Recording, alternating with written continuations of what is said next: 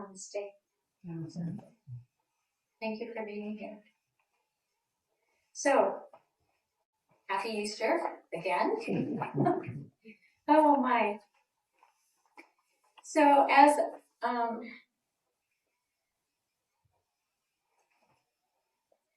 this new month of April, as I mentioned before, brings us a new focus and a topic from our parent organization, Centers for Spiritual Living, or CSL this week. We touched on earlier that April's theme is the practice of becoming. Practice of becoming. I'll elaborate on that a little bit. And today's lesson, according to the notes, was supposed to be living with presence and deep awareness. I didn't like that, so I changed it. It's just living in the present, so that's what it is today. The notes from CSL lay the foundation for the month's lesson, and it reads this way. This month, we explore the practice of becoming. Becoming who you truly are to be. You're truly here to be, excuse me. We will discover that becoming does not mean reaching a fixed state, but rather committing to life from a place of openness and presence. That's what our lessons this month are about. And today, we begin with the practice of awareness, learning to pay attention to life as it unfolds, and just moment by moment, you know? The notes from CSL for today's lesson then raise this question for us. What if your greatest spiritual power was in this moment? Right now, right here. What changes in you when you choose to be present, fully present, even in your darker moments? What changes in you? What happens for us, through us, when we choose to be fully, honestly present, no matter what's going on?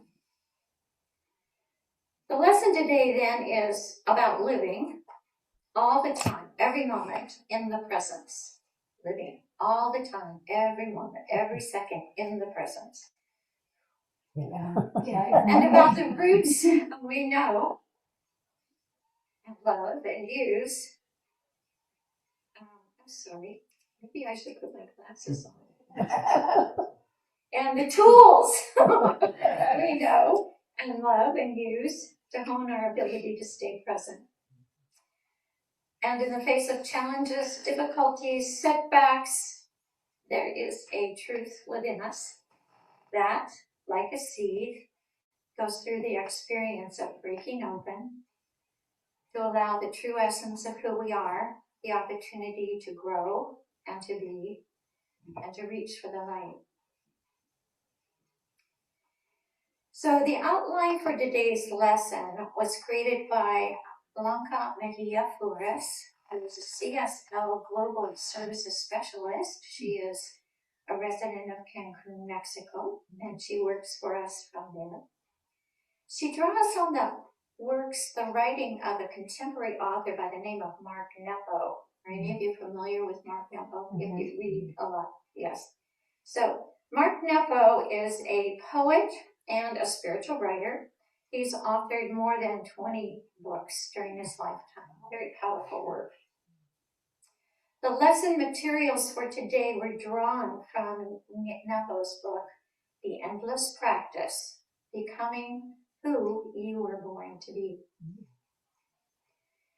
So quoting from our notes for today and from Nepo's book for today's lesson, the point of experience is not to escape life, but to live it.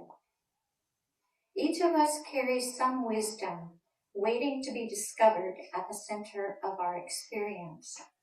And everything we meet, if faced and held, reveals a part of that wisdom. We have a language of truth growing in our heart that only living can decode. Truth is a seed hidden in the days until watered by our experience. Mm. In Greek, ginosko means to come to know, the recognition of truth by experience. As impatient as we are, this recognition can only happen through time. Like it or not, time slowly exposes the story of our lives with friction, wearing away the film that covers our eyes and the calluses that guard our heart, till we can apprehend the wonder waiting just under the skin of everything. That's a lot to think about, isn't it? But you kind of get the sense as living is really what begins to mold us and to bring us out and to get away that veneer that we carry each of us. So what Nepo is describing here is being in life, fully awake and aware, and ready and able to authentically express the truth of who we are. And as time goes on, that practice grooms us, calls forth from us the essence of our unique being.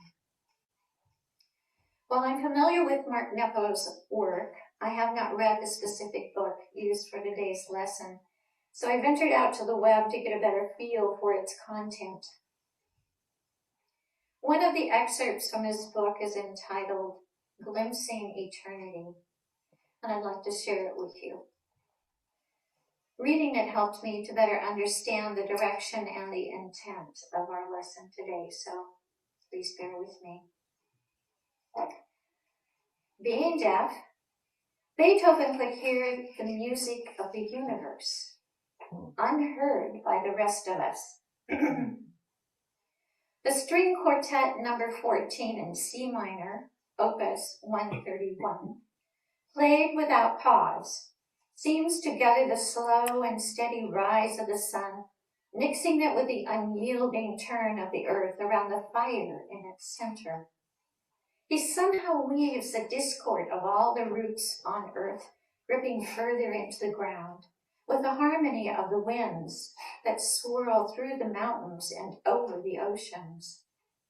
Within this is the slight pump of all the hearts stunned to be here. Listening to a performance of this quartet, Franz Schubert, a contemporary of Beethoven, remarked, "After this, what is left for us to write?" Completed in 1826, Opus 131 was considered groundbreaking, offering 7 movements instead of the traditional 4. Beethoven's compositions for string quartet rush players into dynamic and intimate relationships, the way we can only know the wisdom of experience through actual relationships, learning how to play the music of life together. This is the inspiring lesson of Beethoven's Opus 131. It mirrors the non-stop demand of life to have us make music of what we're given, not knowing what will happen next, inevitably having to play 7 movements without pause. The instruments will go out of tune. With no time to retune their strings, musicians have to adjust and improvise within the structure of the music. In this piece, Beethoven insists on allowing both the harmony and discord of life to be present. He challenges musicians to see the movements through, even without tune. Wow. Likewise, we are challenged every day to say yes to the movements of life, to see it all through without pause, staying in relationship to the music of life and to each other, adjusting as we go, not knowing what will happen next. Yet, even out of tune, this messy and magnificent practice so essentially human, will let us hear briefly the music of the universe, being the universe. To hear this larger music while grinding out the smaller music of our lives is what sages of all traditions have called glimpsing eternity. So, though there are times to rest and times to rehearse, the blessings and resources of life rush into the flawed and raw openings that come when we keep playing without pause, reaching for ways to find the unknown harmonies between us. For all his brilliance of composition, Beethoven's strength of heart confirms that a moment of meeting life completely is more rewarding than an ounce of perfection. It's inspiring and helpful to realize that saying yes when we feel depleted and out of tune wakes the sleeping genie of our soul, who smiles to say, when looking at our trouble, I've been waiting for this. You have everything you need. Every time I read that excerpt, I feel my pulse quicken at the thought of what a musician playing Opus 131 must be feeling. I've had some of that the last few days, just things happening in my world. There's no dress rehearsal for it. You just go with it. You just are there. You just keep on keeping on, and you bring your best to what is in front of you. And you can rest at the end. Okay? You can rest at the end. In our teaching of the science of mind, we have an affirmation that's straight from Dr. Holm that states, there is one life. This life is God. This life is perfect. This life is my life now. Okay? Dr. Holmes was very clear that we needed to state the entire affirmation. Specifically, this is my life now. He wrote, we must couple this life with ours in order to express it. We are not becoming this life. We are now in and of this life. We are life unfolding. There really isn't any dress rehearsal for it. We just need to go with it. Wherever we are, whatever we're doing, whoever we are with, the life of God is in us and ready to express through us. I think we somehow think of ourselves as separate from God. Sometimes. Like, nah, God wouldn't be embarrassed to show up like this, right? Anybody ever had that thought? No. Okay. Well, some of us do. So here's the reality. God, or Spirit, the one infinite mind, created you and me, unique beings. No one else like us. Nowhere. None. And the life that animates you, the mind that you think with, the body you navigate around in, it's all God. It's all God. So the question naturally arises, how do we actually live like we're living in this presence, like we're living this way, totally now. Well, that's the lesson today, guess what? So, one of the spiritual concepts we hear about in our teaching and also in the Buddhist tradition, which I do have a background in, is the practice of mindfulness, okay? Initiates to the Buddhist teaching often start with the basic concept of mindfulness, and students of science of mind are introduced to it when considering the benefits of meditation. My friends Google, who I asked for definition this morning, gave me this insight. Mindfulness is the intentional moment-to-moment awareness of one's experience without judgment. Without judgment. Unlike generic stress reduction techniques Buddhist mindfulness integrates ethical conduct and insight, forming a holistic approach to mental clarity. Okay? Let me read that again. Mindfulness integrates ethical conduct and insight, forming a holistic approach to mental clarity, everything to be considered. At its core, it teaches focused attention, observing the breath, body sensations, thoughts, and emotions, and observing them with precision. Non-reactivity, that's a big one for redheads. Learning to witness inner experiences without immediately reacting or clinging. Does anyone recognize themselves there? Present moment awareness, anchoring the mind in here and now, rather than dwelling on past regrets or future anxieties. The bottom line, and I know you've heard this, is be here now. Allow yourself to have the experience of this present moment. The feeling of the breath. The sensation of the warmth or the cool in the room on your skin. Whether your seat is comfortable. And just letting whatever it is, just be. Just be. Not fighting it, wishing it was different, thinking about something else. Just being mindful of now, now, now.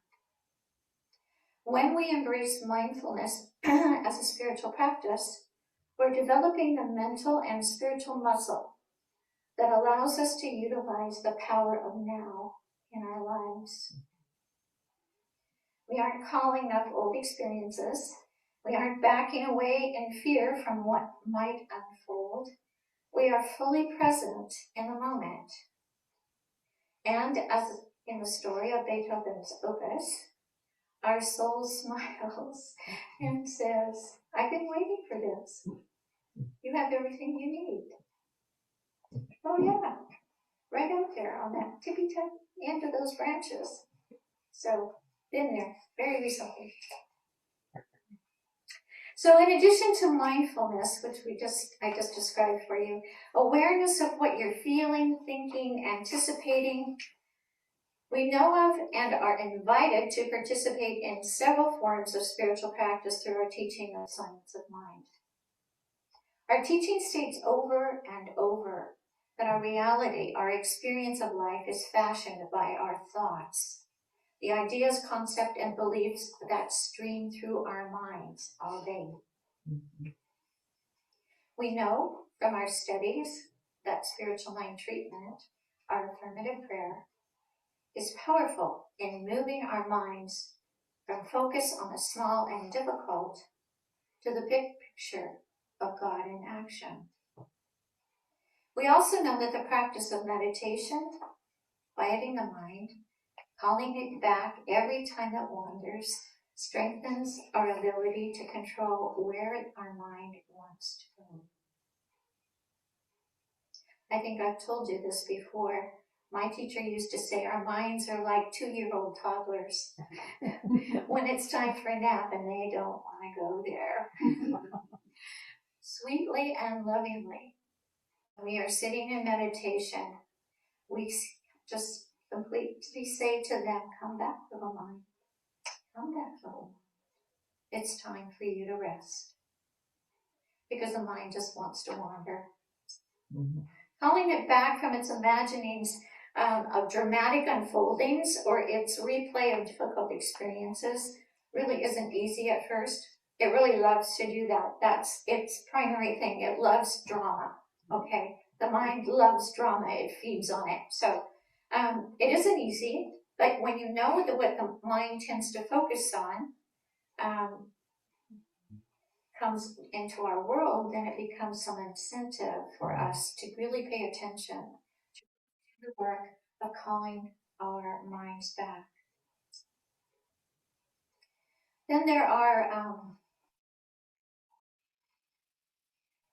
the The practices that support the healthy and fully present mind, like journaling and contemplation, engaging in art, walking in nature. When we engage in those activities consciously, when we actually practice, in other words, when we mindfully say, I'm going to do this mindfully, we align with the spiritual truth of our nature and pave the way for it to more fully express in healthy ways. It's like you're training yourself, your mind, to focus, to be here, to be now, to be present, just present.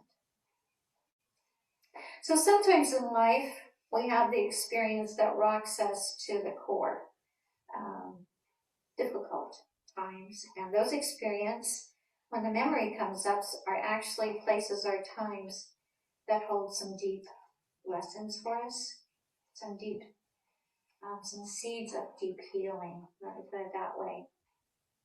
When we can bring ourselves to the place where we are observing our own feelings, our own mental state, when we can step back far enough to see how we reacted and why, and what the dynamics behind the whole experience was, we have an opportunity to do some of the deepest healing work possible for a human being.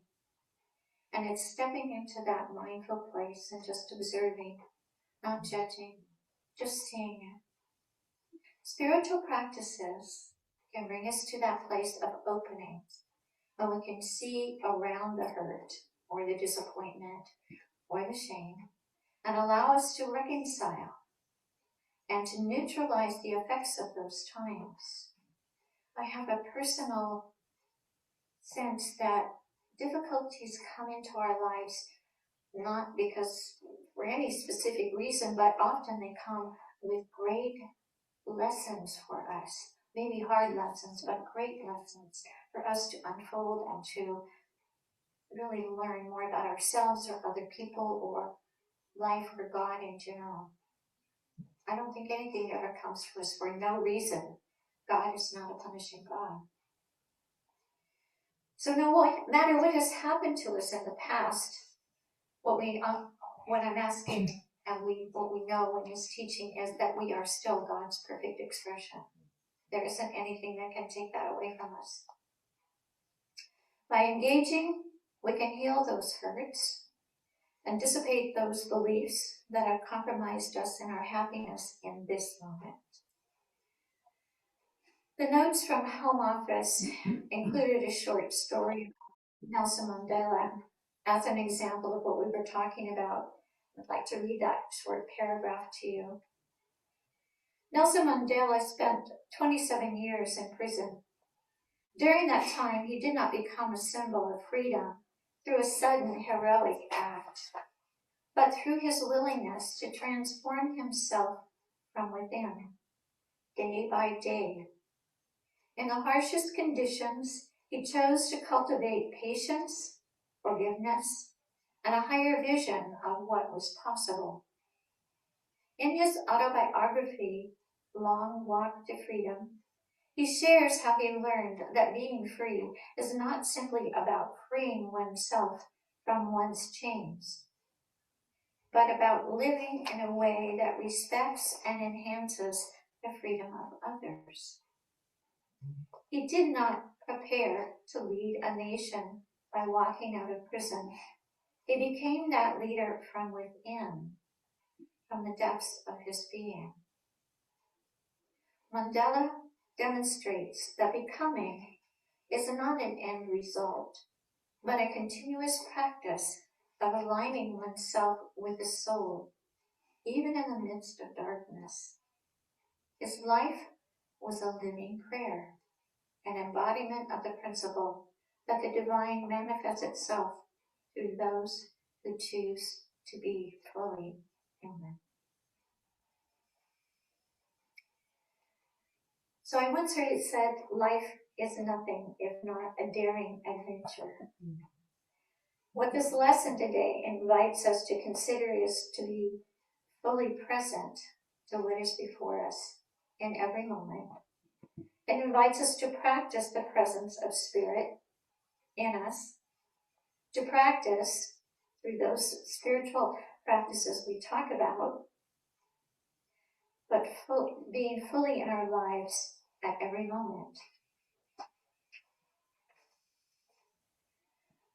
For us to listen, to pay attention, to be aware of ourselves, what we're feeling, what we're seeing, what we're experiencing, and to honor that, to truly honor that. Because we're worth it. Yes. So let's take a moment to enter into that ideal with intentionality. So I'm going to do it here, and I hope you join me in that intention.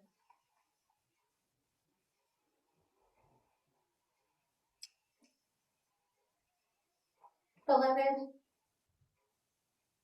I recognize the one life, the perfect life manifest in, through, and as all being, that one that is manifest and expressing through every single person, no matter who they are or where they are or what they've done. I recognize that, and I recognize that perfection inside myself. Today I commit to paying attention, to really, really paying attention, to being aware of the feelings within me, of seeing with clear eyes, of being fully open to the experience of life right here and right now. And with that intention, I give thanks, knowing that there is a divine presence within me that guides me, that walks with me through every single experience, and does so with absolute love, with the highest intention for health and wholeness, for love, for friendship. And so it is with gratitude that I accept that guidance, that support, as I commit my intention to pay attention, to be aware. And I accept the perfect unfolding of this word for myself and for each one who accepts it for themselves. And gratefully then I say thank you and release, and so it is.